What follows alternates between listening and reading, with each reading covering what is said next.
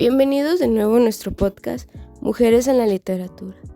En el episodio de hoy, nuestra compañera Nailia Solís, alumna de la licenciatura en Letras en la Universidad Autónoma de Zacatecas, nos hablará sobre una autora mexicana contemporánea, Cristina Rivera Garza, y la importancia del lenguaje en su obra El invencible verano de Liliana. Hola, buen día. Me siento muy contenta de estar aquí con ustedes el día de hoy y sobre todo porque aquí se hablan de temas muy importantes, mujeres en la literatura. Yo hoy les hablaré un poco sobre Cristina Rivera Garza, específicamente sobre su libro El invencible verano de Liliana. Empezaré diciendo algunos datos biográficos de la autora. Cristina Rivera Garza nació en Matamoros, Tamaulipas, México en 1964. Autora, traductora, profesora distinguida y fundadora del doctorado en escritura creativa en español de la Universidad de Houston. Ha escrito relatos cortos, ensayos y novelas, siendo ganadora de premios tan prestigiados como el Roger K. Joyce o el Sor Juana Inés de la Cruz. Dentro de sus obras, que han sido traducidas a numerosos idiomas, habría que destacar títulos como La muerte me da, Nadie me verá llorar o La guerra no importa. Una de sus obras más recientes es El invencible verano de Liliana.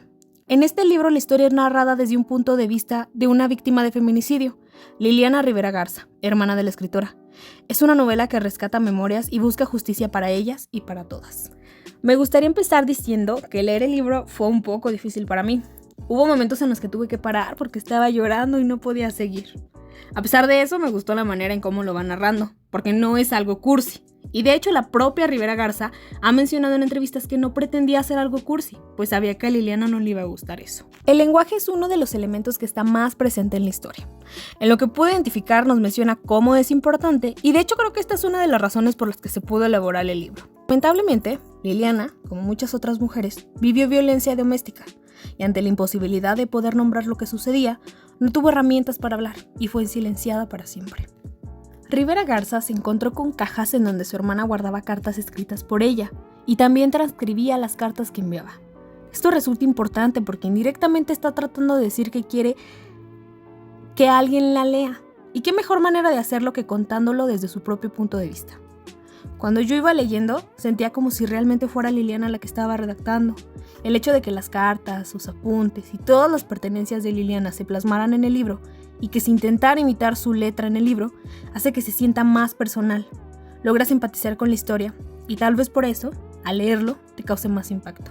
Llegué a la conclusión de que, por más que el discurso machista y los feminicidas intenten callar, desaparecer y eliminar por completo a las mujeres de este mundo, no debemos permitirles que cumplan su propósito. Debemos hablar sobre ellas, así como lo hizo Rivera Garza en su libro. Hablemos sobre las víctimas. No hay que dejarlas en que solo son cifras, porque no son solo eso. No son números, no son mujeres desaparecidas o asesinadas. Tienen un nombre, una historia, y hay que conocerla, para ver si de alguna manera logramos hacer conciencia. Como bien lo menciona Cristina Rivera en una entrevista, la situación mexicana es grave, gravísima. 10 mujeres pierden la vida al día a manos de feminicidas. 10 familias al día parecen rotas y se quedan de por vida en el duelo. La guerra contra las mujeres es, junto con la migración, la gran tragedia de nuestros tiempos. Cuando estuve investigando un poco sobre la escritora, me encontré con varios comentarios cuestionando el por qué la escritora se había tardado 30 años en escribir la historia. Me parece que es un tema delicado. E incluso Rivera Garza lo menciona en el libro. Su familia había querido mantener un duelo en privado. Ellos también carecieron de lenguaje. Yo creo que en 1991, lamentablemente, no era un buen año para hablar de temas así. Era difícil ver el poder que tenía el patriarcado. Además, la misma época carecía de lenguaje, de conceptos específicos para mencionar estas situaciones. Cuando se asesinaba a una mujer le llamaban crimen pasional. Creo que no era una época en la que se iba a poder leer razonablemente el libro. Hoy en día, donde ya surgen las marchas y colectivos feministas, se lee mejor, pero sobre todo se empatiza y se razona mejor. O al menos eso espero. A veces es necesario un poco de silencio para que las palabras se junten todas sobre la lengua y, ya reunidas, se atrevan a saltar al mismo tiempo. Escribe Cristina Rivera Garza en las primeras páginas de El invencible verano de Liliana. De igual manera, en el mismo libro, en la página 34, menciona, cito: el feminicidio no se tipificó en México sino hasta el 14 de junio de 2012, cuando el Código Penal Federal lo incorporó como un delito. Artículo 325. Comete el delito de feminicidio quien prive de la vida a una mujer por razones de género. A gran parte de los feminicidios que se cometieron antes de esa fecha se les llamó crímenes de pasión. Se les llamó andaba en malos pasos. Se les llamó ¿para qué se viste así? Se les llamó una mujer siempre tiene que darse su lugar. Se le llamó algo debió haber hecho para acabar de esa forma. Se le llamó sus padres la descuidaron. Se le llamó la chica que tomó una mala decisión. Se le llamó incluso se lo merecía. La falta de lenguaje es apabullante. La falta de lenguaje maniata. Nos sofoca, nos estrangula, nos dispara, nos desuella, nos cercena, nos condena. Cierro cita. Les aseguro que todas y todos hemos escuchado las frases, pero antes no se hablaban de esos temas. No había tanta violencia, tantos feminicidios. Uy, claro que lo sabía. Pero es que aquí es donde otra vez vuelve a funcionar el lenguaje. No vemos que son feminicidios porque antes eran llamados crímenes pasionales. Entre más lenguaje tengamos para definir una situación, esa se vuelve más visible y vamos a estar hablando más de ella. Liliana, de alguna forma era consciente de que vivía una situación de abuso, pero no tenía las palabras concretas para decir que estaba sufriendo abuso sexual, que sufría violencia doméstica. No tenía herramientas para hablar y mucho menos para reaccionar. No es una cuestión de ignorancia, simplemente no se está preparado para evitar estas situaciones. La culpa no es de la víctima que sufre violencia o feminicidio. La culpa es que no se quiere nombrar lo que está más que claro. Me parece increíble que los movimientos hayan roto con este desconocimiento del lenguaje, que se logre dar nombre a las situaciones. El duelo es algo que también menciono en el libro. La familia vivió un duelo muy apartado. Lo que sucede aquí es que la culpa no se le da al feminicida. La familia siente la culpa, la vergüenza, por no haber estado ahí, por no cuidarlas, y por si fuera poco, la sociedad se atreve a seguir con este mismo discurso. ¿Pero con quién andaba? ¿Qué hizo para merecer eso? Y con todas estas cuestiones, era casi imposible que se continuara con el duelo si lo único que puede sentir la familia es culpa. Culpa de que a su hija, a su hermana, la hayan asesinado. El mal uso del lenguaje impide la demanda de justicia. Ante estas cuestiones, Rivera Garza alza la voz por su hermana y por la de todas a las que fueron calladas, pero no lo hace a través de la de ella, sino de la de su hermana. Logramos ver la historia del lado de la víctima. Construye una crónica a través de la voz que plasmó su hermana en cartas y apuntes.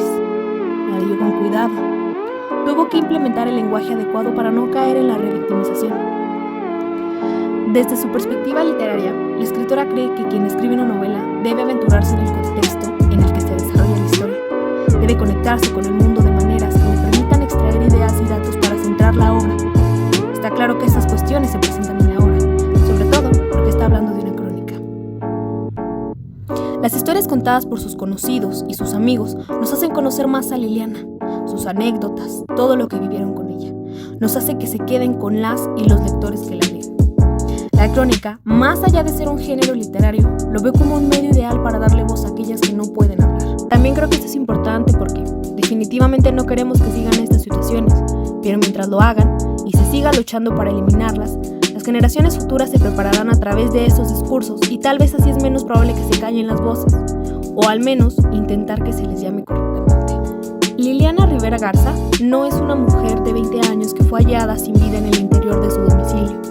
Era una mujer inquieta, sensible, una mujer libre, alta, que escribía, que se reía, que estaba disfrutando su juventud, que salía a divertirse, que por momentos se sentía desprotegida en la gran ciudad, pero que confiaba en sí misma y que hasta el final pensó que podía enfrentarse sola al patriarcado y que podía ganarle. Dicho esto, las y los invito a que vayan a leer el libro, pues es importante seguir dándole voz a estos temas, a darle reconocimiento a las autoras contemporáneas, pues ya hemos visto cómo las escritoras suelen ser marginadas y ya es momento de romper con eso. Te agradecemos por tu participación en el podcast. Sin duda alguna es importante hablar de estos temas y qué mejor manera que hacerlo a través de la literatura. Muchas gracias a ustedes también por darme un espacio aquí. Me dio mucho gusto estar aquí con ustedes el día de hoy y hablar sobre la literatura, las mujeres, el lenguaje.